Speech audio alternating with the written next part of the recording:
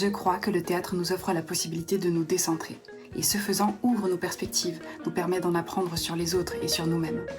Pour ma part, j'aime que ça se fasse par le biais de l'onirisme, en offrant une expérience esthétique qui laisse au spectateur la sensation d'avoir fait un rêve.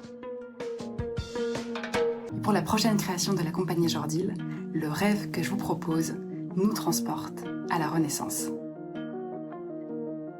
Nous sommes en 1587 en Angleterre, sous le règne d'Élisabeth Ier.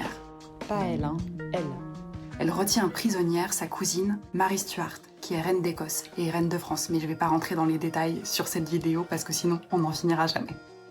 Marie Stuart est accusée d'avoir organisé un attentat contre Élisabeth parce qu'elle a des prétentions sur le trône.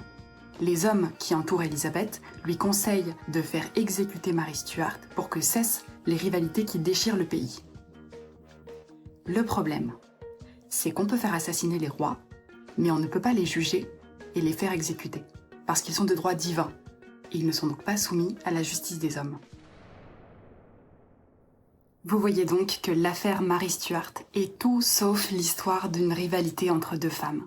C'est le moment où a été entre les mains d'une seule femme, Élisabeth, la possibilité de renverser l'ordre politique européen.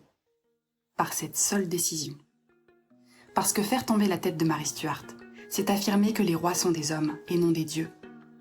Que par conséquent, ils ont des devoirs et des responsabilités. Et que la qualité de leur règne est plus importante que la légitimité de leur ascendance. Friedrich Schiller écrit en l'an 1800 cette pièce sublime qui mêle le grotesque et le tragique. Il avait déjà eu l'idée de cette pièce des années auparavant, mais il a fallu la Révolution française et la bascule qu'elle représente dans l'histoire européenne pour que s'articule cette tragédie. Dans Marie Stuart, vous découvrirez une langue ciselée et implacable, des tableaux scéniques comme les cauchemars qui hantent les personnages de la pièce, et la musique qui les transporte hors d'eux-mêmes. Vous y verrez les machinations politiques et les manipulations amoureuses, les espoirs et les exigences d'hommes et de femmes, leur courage, leur lâcheté et la grâce.